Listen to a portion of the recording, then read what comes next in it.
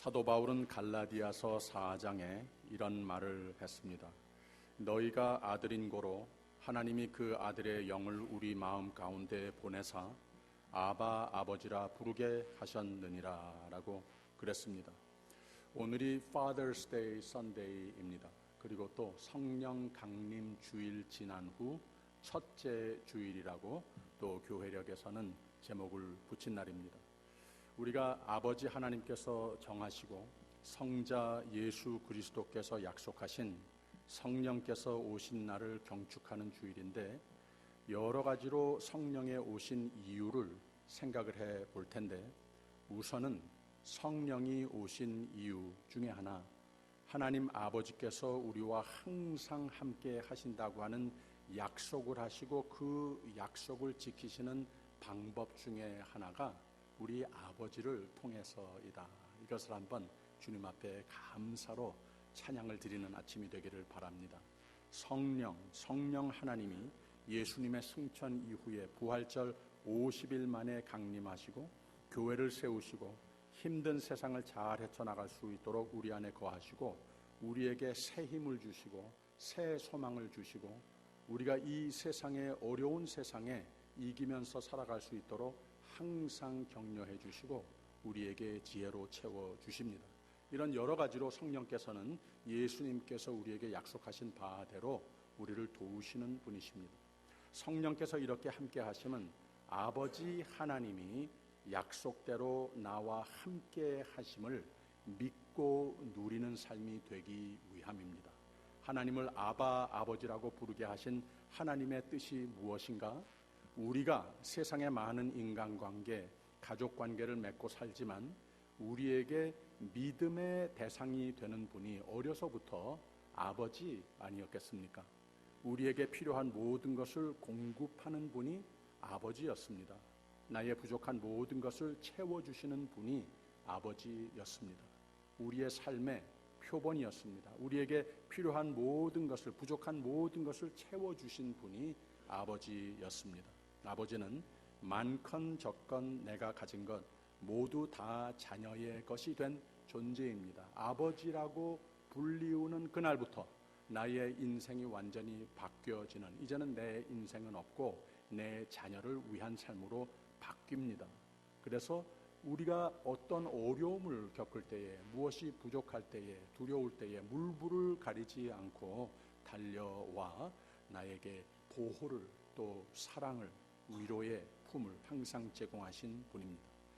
내가 겁이 생기면 항상 격려의 말로 그 두려움이 사라지게 해주신 존재가 아버지입니다.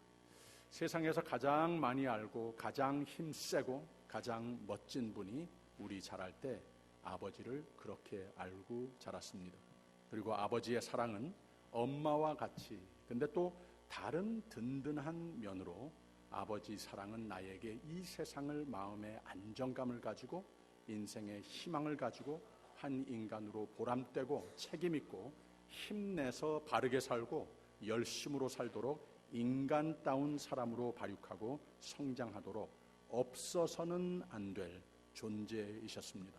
우리의 가장 첫째 존경의 대상으로 우리 곁에 계셨고 우리 기억에 남는 분이 아버지입니다.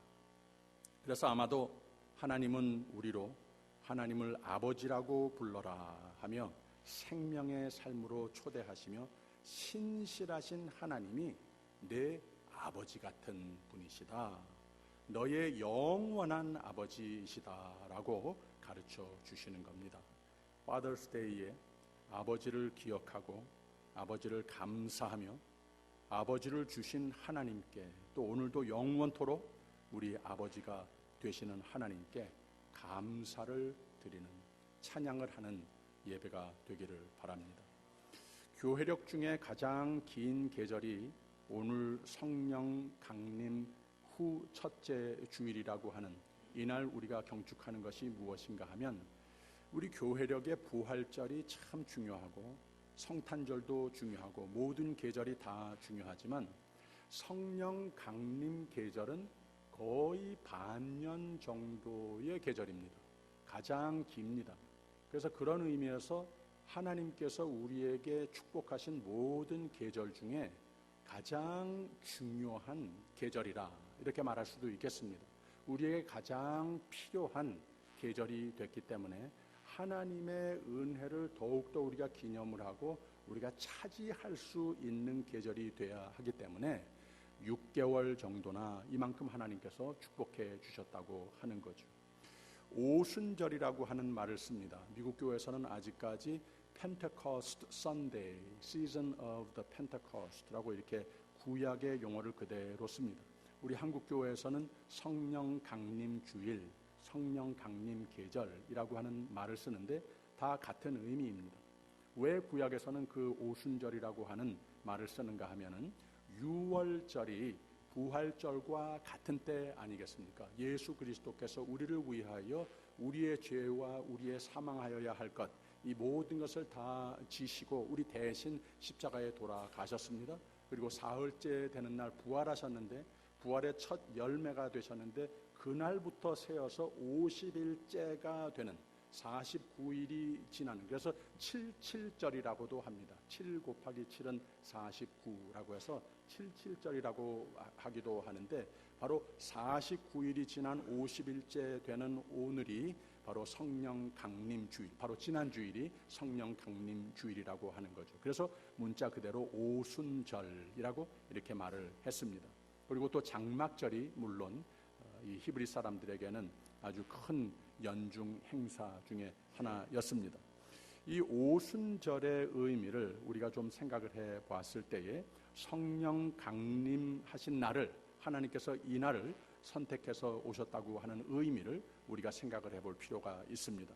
오순절의 역사적인 의미는 시내산에서 모세에게 하나님이 율법을 주신 것을 기념하는 역사적인 의미가 있었습니다. 6월절에는 농사의 첫 열매를 드립니다. 오순절에는 그 열매로 추수로 지은 첫 농작을 하나님께 드리는 날이었습니다. 그래서 무슨 말을 하는 건가 하면 이 시내산의 역사와 결부를 시키는 그 이유가 무엇인가 하면 이 오늘 찬양의 두 성가대의 찬양의 제목이 참 하나님의 뜻인 것 같습니다. 하나님 아버지 주신 책은 이라고 샬롬 성가대에서 찬양을 했고 또 성령이요 오셔서 시온 성가대가 찬양을 했습니다.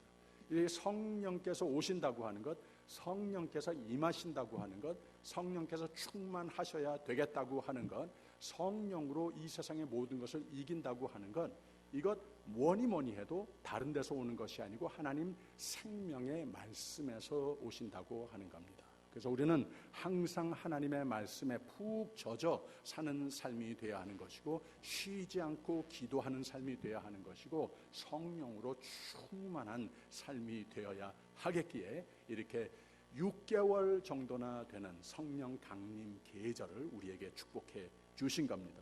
아무튼 이스라엘 민족들에게는 이 오순절이 대명절과 비슷한 의미와 축제적인 분위기의 날이었습니다. 성령 강림절, 성령 강림 계절을 통하여서 우리 모두가 하나님께서 뜻하신 바대로 더욱더 함께 하셔서 우리가 하나님께 향한 믿음과 충성은 더 날로 커져서 하나님께서 예비하신 대로 풍성한 놀라운 은혜의 추수를 거두는 삶이 되라고 하나님께서 우리에게 축복해 주신 계절이라고 하는 말입니다. 오늘 말씀을 통해서 우리가 세 가지로 하나님께서 성령의 하나님으로서 우리에게 오시는 이유를 생각해 보려고 합니다. 제일 먼저는 성령께서 오신 이유가 교회의 시작을 위해서 오셨다고 하는 것을 성경은 우리에게 일러주고 있습니다. 제일 처음 부분에 오순절이 이미 이름에 저희가 다 같이 한 곳에 모였더니 호련히 하늘로부터 급하고 강한 바람 소리가 있어 저희 앉은 온 집에 가득하여 불의 혈같이 갈라지는 것이 저희에게 보여 각 사람 위에 임하여 있더니 저희가 다 성령의 충만함을 받고 성령이 말하게 하심을 따라 다른 방언으로 말하기를 시작하니라. 그리고 또 2장의 가장 마지막 부분에 가서는 하나님께서 교회로 가장 처음 모인 그 모습을 아름다운 거룩한 모습을 그리고 있는 것을 우리가 알 수가 있습니다. 모든 사람들이 하나님을 사모하고 믿음의 공동체를 사모하고 성령으로 충만해서 기도로 충만해서 말씀으로 충만해서 사랑으로 충만해서 하나가 되어서 주님을 찬양하는 이 믿음의 공동체, 가장 처음으로 하나님께서 성령 강림으로 말미암아 교회를 축복해 주셨다고 하는 겁니다. 이 성경을 세 시대로 나눈다면은 하나님과 인간과의 직접 관계의 시대였었다. 이 구약의 말씀들이라 생각을 할 수 있습니다. 아버지 하나님의 시대라. 또 예수님과 사복음서를 통해서 예수님과 직접 보면서 관계를 맺었던 시대. 이 복음서들이 우리의 하나님의 아들의 시대를 또 보여주는 것을 알 수가 있습니다. 성령의 시대라고 성령 강림 이후 이 사도행전의 이야기를 보면서 하나님께서 성령의 시대, 곧 교회의 시대를 전개하시는 것을 알 수가 있습니다. 사도행전 28장까지 말씀이 있는데 많은 사람들은 사도행전 29장이라고 하는 용어를 재밌게 씁니다. 바로 사도행전 이야기 후에 교회사를 가리켜서 오늘에 이르기까지 주님을 만나는 그날까지 교회를 통한 그 삶, 신실한 교회와 교회를 이루고 있는 기둥들이 예수 그리스도의 몸을 이루고 있는 모든 지체들이 성령으로 충만하여서 하나님의 뜻을 살며 하나님께서 베푸시는 은혜와 사랑으로 충만한 삶, 이것을 살기 위해서 계속해서 이어가는 사도행전의 이야기가 곧 교회사인 것이다. 오늘 뮤리에타 한인 장로교회를 비롯해서 전 세계에 이루고 있는 교회들이 곧 사도행전 29장이다. 이렇게 많이 표현들을 합니다.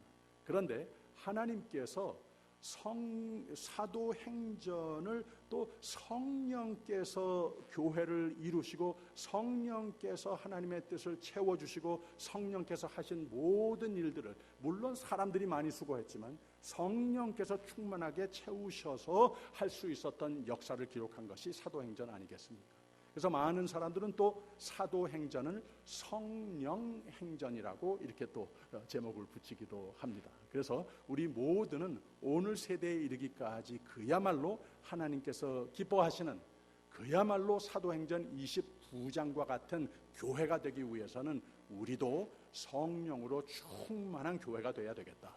교회를 이루고 있는 예수 그리스도께서 기뻐 머리가 되시는 몸이 되기 위해서, 각 지체가 되기 위해서 우리 각각 성령으로, 내 뜻이 아니고 성령으로 충만한 내가 돼야 되겠다. 이러한 다짐으로써 예배하는 날이 돼야 하는 겁니다. 6개월 동안, 성령 강림 계절 동안 우리가 목표를 가지고 기도를 한다면 다른 것 없습니다. 그저 하나님, 내 뜻이 아니고 하나님의 뜻이 내 마음을 주장하고 내 삶을 인도하게 하여 주시옵소서. 성령께서 나를 도우시는 삶이 되어야 하겠으니 성령으로 오직 충만한 삶이 되게 하여 주시옵소서. 이 기도하면 되는 겁니다. 그래서 예수님께서는 베드로를 만났을 때에 내가 나를 누구라고 하느냐 했을 때에 베드로가 대답을 하죠. 주는 그리스도시요 하나님의 아들이시니이다 라고 고백을 했을 때 그 신앙 고백을 들으면서 바로 그 신앙 고백이 반석과 같이 돼서 그 위에 내가 내 교회를 짓는다. 이렇게 말씀을 하셨어요. 그래서 예수님께서 이 베드로와 대화 나누는 가운데에도 똑같은 말씀을 하시는 거예요. 사람이 짓는 것이 아니고 내가 뜻한 바대로 내가 파운데이션이 되고 내가 짓는 내 집이 되어야 하는 것이다. 내가 머리가 되는 곳이 곧 교회가 되어야 하는 것이다. 가정도 그렇고 각각 교회를 이루고 있는 성도들의 삶도 그래야 하리라. 이런 대화의 내용이 된 겁니다.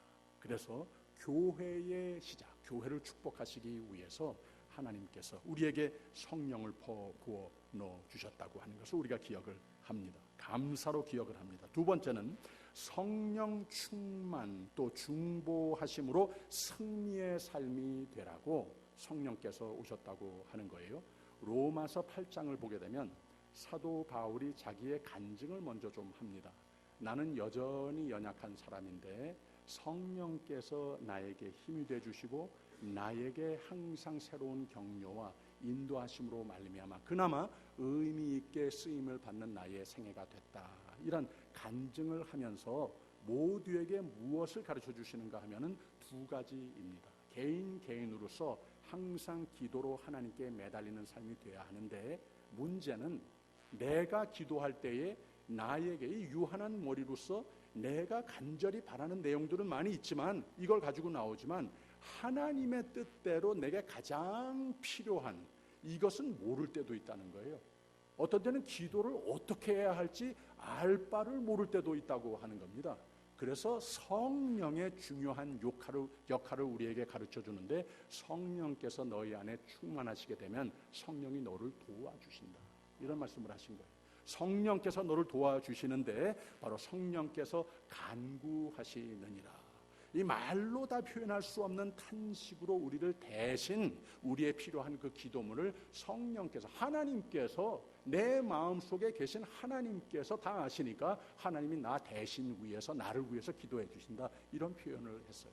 바로 그래서 우리가 성령이 필요하다고 하는 겁니다. 그래서 우리가 성령이여 충만하시옵소서 항상 주님 앞에 매달리는 삶이 돼야 한다고 하는 거죠. 이렇게 하나님께서 우리를 위해서 중보하시고 기도문 자체를 정리해 주신다고 하는 겁니다. 도우시나니, 간구하시나니. 참 중요한 포인트는 우리가 할 줄 모르는 것을 대신 중보해 주시는 분이 성령이시라고 하는 겁니다. 기도만이 아니고 우리가 이 세상에 사는 가운데 생각할 바, 마음에 품어야 할 것들, 목적을 가져보는 것, 이 목적을 위해서 노력하며 열심히 사는 것, 이 모든 것 다 이 유한한 사람이, 존재가 부족할 수 있다고 하는 겁니다. 그래서 우리는 항상 성령께서 나를 채우시고 나를 도우시고 나를 위해서 간구하시는 그 성령께서 내 마음도 주관해 주시고 내 생각도 주관해 주시고 내 목적도 주관해 주시고 나에게 격려도 돼 주시고 힘이 돼 주실 때에, 내 생각이 아니라 다른 사람들이 좋다고 생각하는 것이 아니라 하나님께서 나에게 가장 좋은 것으로 채워주시며 승리하게 하는 그 삶을 하나님께서 우리에게 축복해 주신다고 하는 겁니다. 그래서 로마서 가장 마지막 부분에 가서 이 세상은 여전히 부족한데, 나 자신은 여전히 죄로 가득 채워 있는 삶인데, 나 혼자 다른 사람에게 의존하여서, 환경에 의존하여서 내가 도무지 이길 수 있는 삶이 불가능한데, 성령께서 충만하시면, 성령께서 충만하셔야 되겠습니다. 하나님 앞에 매달리면 성령께서 붙들어 인도하시는 삶이 되면, 로마서 가장 마지막 부분에 이런 말을 했어요. 여전히 세상은 부족한데, 여전히 나도 부족한데, 내가 아픔도 많이 겪고 참 핍박도 많고 어려움이 많이 있는데 뭐라고 시작하는가 하면은 그러나. 그래서 저는 그러나 신앙이라고 하는 말을 씁니다. 그러나 신앙. 그러나 이 모든 일에 우리를 사랑하시는 이로 말미암아 우리가 넉넉히 이기느니라. 내가 확신하노니 사망이나 생명이나 천사들이나 권세자들이나 현재일이나 장래일이나 능력이나 높음이나 깊음이나 다른 아무 피조물이라도 우리를 우리 주 그리스도 예수 안에 있는 하나님의 사랑에서 끊을 수 없으리라. 이긴다는 거예요. 승리하는 삶 분명하다고 하는 겁니다. 28절에는 이런 말씀을 했어요. 우리가 알거니와 하나님을 사랑하는 자, 곧 그 뜻대로 부르심을 입은 자들에게는, 성령을 간구하면서 성령으로 충만케 채운 사람은 어떤 은혜로 채워주시는가? 그들에게는, 이 하나님의 뜻대로 부르심을 입은 자들에게는 모든 것이 합력하여 선을 이루느니라. 할렐루야. 바로 하나님께서 우리에게 향하신 뜻이 그거라고 하는 겁니다. 이 모든 것을 우리는 하나님의 뜻대로 채우는 삶이 돼야 하는 겁니다. 이게 성령께서 오신 이유입니다. 성령을 받으십시오. 성령으로 충만하십시오. 그래서 매일 매사에 승리하시는 저와 여러분이 되시기를 주님의 이름으로 축원합니다. 셋째로 성령이 오신 이유를 말씀하시는데, 사도 바울은 갈라디아서 5장에서 이런 말씀을 기록했어요. 오직 성령의 열매는, 성령께서 충만하게 채워주시면 하나님께서 나를 하나님의 것으로 만들어주셨다고 하는 이 확신에 하나님께 붙들려 이기면서 사는 삶이 된다고 하는 거예요. 그런데 그 성령에 또 하나님께서 보고 싶어 하시는 열매들이 있다고 하는 겁니다. 오직 성령의 열매는 사랑과 희락과 화평과 오래 참음과 자비와 양선과 충성과 온유와 절제니 이 같은 것을 금지할 법이 없느니라. 그리스도 예수의 사람들은 육체와 함께 그 정과 욕심을 십자가에 못 박았느니라. 만일 우리가 성령으로 살면 또한 성령으로 행할지니 헛된 영광을 구하여 서로 격동하고 서로 투기하지 말지니라 그랬습니다. 참 이상하게도 여러 가지 성령 충만의 성령 열매를 이야기를 하고 나서 여기에 궁극적인 목표를 얼마나 중요하기에 바로 여기에서 서로 격동하고 투기하지 말지니라. 하나가 됨의 목적을 위해서 하나님께서 성령을 우리에게 주셨다고 하는 겁니다. 성령이 왜 오셔야 되는 것인가? 하나님의 사람들이 모여 한 교회를 이루는 그곳이 하나님의 몸과 같이 하나가 되어야 한다고 하는 겁니다. 이게 중요해서 예수님께서는 십자가에 못 박혀 돌아가시기 전날 밤에 밤새도록 여러 가지 기도를 했습니다마는 그 중에 가장 길고 가장 간절히 바랐던 기도가 하나님과 나와 하나가 된 것과 같이 저 하나님의 자녀로 부른 자녀들, 저들 하나가 되게 하옵소서. 이 하나가 된다고 하는 것을 하나님을 보게 해주신다고 하는 거예요. 하나가 돼야 우리가 성령으로 더욱더 승리하는 삶이 될 수 있다고 하는 거예요. 하나가 됐을 때 그 몸 위에 갈리운 것이 아니라 분열된 것이 아니라 하나가 된 몸 그 위에 예수께서 기뻐 머리가 되시는 교회가 되는 것을 믿으시기를 바랍니다. 그래서 이렇게 세 가지로 성령께서 오신 이유는 하나님께서 우리에게 더욱더 얼마나 사랑하시는지 보여주시고 우리를 각각 구원하시기 위해서 우리를 부르시고 이 불러내신 삶을 함께 경축하며 한 몸을 이루라고 세워주신 교회를 세우시기 위해서 오신 것이고 우리로 말미암아 이 세상 사는 가운데에 모든 면으로 내 자신의 부족함이 됐던 환경적인 부족한 이유들이 있건 이 모든 것을 넉넉히 이기는 족한 은혜가 보이는 삶이 되라고 성령께서 우리에게 오셨다고 하는 것.